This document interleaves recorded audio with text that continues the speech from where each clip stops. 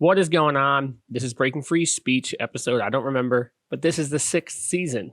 Loosely calling them seasons because I only really do the podcast during the winter months.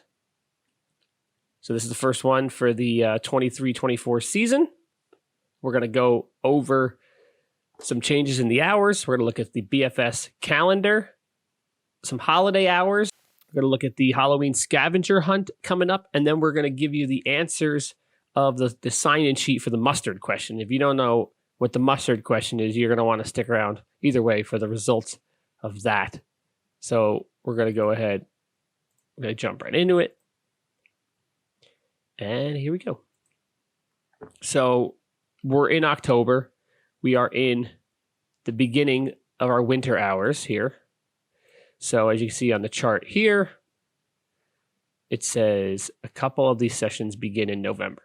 So we're on the same winter hours we've used for 2 winters now.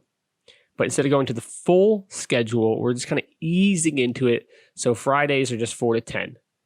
Starting in November, Fridays I'll open at 1 p.m. and I'll be open till the midnight. So that Friday to midnight session will begin in November. Sundays I'm also closing at 7. And then in November, we will stay open till 10 on Sundays. But we're at the full normal schedule. You know how it goes. $15 a session. 25 if you're staying for 2 sessions, 30 if you're staying for 3 sessions, and 35 if you're staying for 4 sessions. If you're going to do 12 hours of riding, $35, that is a deal. So there it is. Take a note. We're open until 10 instead of 9. We're open on Tuesdays. Skate night's back. Bike night's back. Thursday is inline night. So there it is. Moving along with the updates. Here's the color-coded calendar for November. We're going to skip over that for the moment. I went through, did my due diligence here, and did all of the hours for the entire winter, which means I go through every school district. I make a spreadsheet, figure out who's closed when, blah, blah, blah, blah. So we're going to run through this really, really quick. In November, Thanksgiving is the 23rd. We're open early the day before and the day after. December, Tuesday the 19th will be the BFS birthday. That's the free day. It's free every year. Christmas is on Monday. So Christmas Eve, we're closing a bit early. Then that week of the 26th through the 29th, we're open early every single day. New Year's Eve lock-in on the 31st, as always. We will be closed on New Year's Day. The lock-in here says 9 to 9. We're going to tweak that a little bit. Not quite so sure. Moving into January, the 15th. Open early. Believe that's Martin Luther King Day, possibly. Going on into February here. We got the week of February break, the 19th to the 23rd, President's Day. Open at 1 that whole week. Cool. March, the 29th. That is Good Friday. Open early that day. And then lastly, in April, you have the first week of April, spring break. We open at 1 that whole week. Additionally, we have these calendar updates, these flyers here for all the hours during Christmas break, all the hours during Thanksgiving. So they're all there. They're all there. So don't call me and ask me about it. They're there. It's posted. It's updated on Google. It's on the website. It's redundant. It's here on these sheets. It's also on this sheet. It's there over and over and over and over again. So it's there. So there it is. Take notes. If you want to be really good about it, you can go open your calendar right now on your phone and be like, oh, BFS, open early. And then you know. Then you know. I wonder if I could do that. I wonder if I could upload all my hours into a calendar and then let people have access to it. That would be pretty cool. But I digress. Also note, we have the winter winnings card, begins in November. You get 9 stamps, meaning your 10th session is free. And the last thing I wanted to mention as we're going into the winter season, I think there's a flyer here. Maybe there isn't. Winter passes. The winter pass, November 1st through April, 6 months. It's $450, covers you the whole winter. If you want to do that, you should do that the whole winter. We will have a prorated one. We will have a prorated, discounted winter pass that will begin in January for all the people who want to get it for the Christmases. It'll be a little bit cheaper. So back to this one right here. Halloween scavenger hunt right around the corner. This will be like the, I don't know, the 5th year we've done it, 6th year we've done it, something like that. It's always a good time.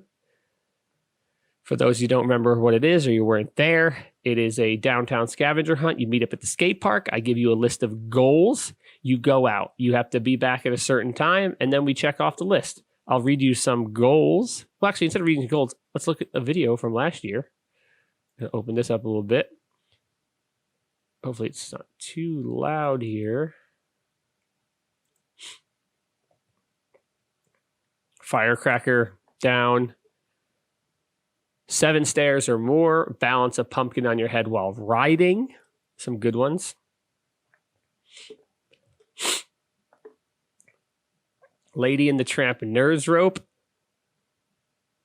Amazing. This is great, great stuff here. So every year the goals, some goals are the same, some goals change, but it's a good time. And yeah. Give you some examples. Like jumper ollie over one of those e-scooters that are all over town. Ollie the big set at Rock City Skate Park. Wall ride poop wall, which you see Evan just did in that video. Grind statue ledge. So some of these goals will be on that. Some of them won't. Some will be some new ones. If you have any ideas for goals, drop me a message and we could add them. And that'd be great. So that's the Halloween scavenger hunt. We do that every year. It is a great, great time. So lastly, on the docket for this particular podcast, we're going to talk about the mustard question. So the sign-in sheet, this gets kind of meta, but we're going to bring you up to speed pretty quickly on what's going on here. On the sign-in sheet, there used to be a question that said, who would make, of these choices, who would make the best president? And it said like Joe Biden, Donald Trump, Josh Allen, me, Narwrench, and then it said a ham sandwich. And Josh Allen was winning until he kind of blew it, choked it at the end of last year. And then the ham sandwich just ran away with it. So overwhelmingly, everyone decided that they thought a ham sandwich would be a better president than the other options. I did take a little offense to that as I was one of the choices, but I digress. This prompted the next question. The next question was, ham sandwich has been elected president. Who is the vice president? And essentially the question was, what was your favorite type of mustard? Honey mustard, spicy brown mustard, yellow mustard, Dijon, or mayo? A whole pint glass of mayo. That was your option. And so without further ado, here are the responses. We had 900 responses. Move this over. We're going to break down these results. Yellow mustard, at first glance, you might think is the winner, but if you look closer at the shades of blue, oh no, yellow mustard did win. So coming in first place, 28.3% of you said yellow mustard is the mustard of choice. Followed by honey mustard at 22, pretty reasonable. Followed by mayo, a whole freaking pint glass of mayo. So I just want to say, some of you guys, you're gross. You guys want a whole pint glass of mayonnaise for a ham sandwich? That's absolutely disturbing. Ugh. Terrible. Who wants pint glass of mayo? Third place, 16% was yellow mustard. I'm sorry, I just said that. Was the mayo. Fourth place, 14% was spicy brown. Then a couple other options here, but it looks like balls did fairly well. This is green color. So based on these percentages, probably was a solid 10% balls. So I'm guessing one of you just always signed in and always wrote balls. So thank you for whoever that was. You want balls on your ham sandwich. Better or worse than mayo on your ham sandwich? Jury is still out on that one. So that's it. That's season 6, first episode, Breaking Free Speech, the official Breaking Free Skate Park podcast. One of my lights just turned back on. So I'm going to try my best to do these podcasts a little more frequently than I did in the past, but I say that every year. We got a lot going on. The next podcast is going to be about updates in the skate park. We're going to do a lot of ramp work this winter. I don't know exactly how I could show that in the podcast without some drawings or something, but we'll think about it. And last year I revamped the studio. I have a whole setup where we can interview people. So if you want to be on the podcast, I would love to. And I've always wanted to get people on the podcast. I really wanted to get people on to talk about why you ride, what it means to you. You know, there's so many different people that come to skate park and they ride for all these different reasons. I thought it'd just be really, really good to talk to all you. There's also some really good skaters out there. I want to know, why you ride, what inspires you, what it means to you. I think it'd be really good content. I think it'd be cool to have a podcast that really was more about the general scene, not so much specifically about the skate park and what I'm doing, although both things are good and obviously they're fairly entwined. So let me know. Let me know if you what you'd like talked about. My last series I did about the history of breaking free, going through all the videos I did, that was a pretty big hit. People really like that. So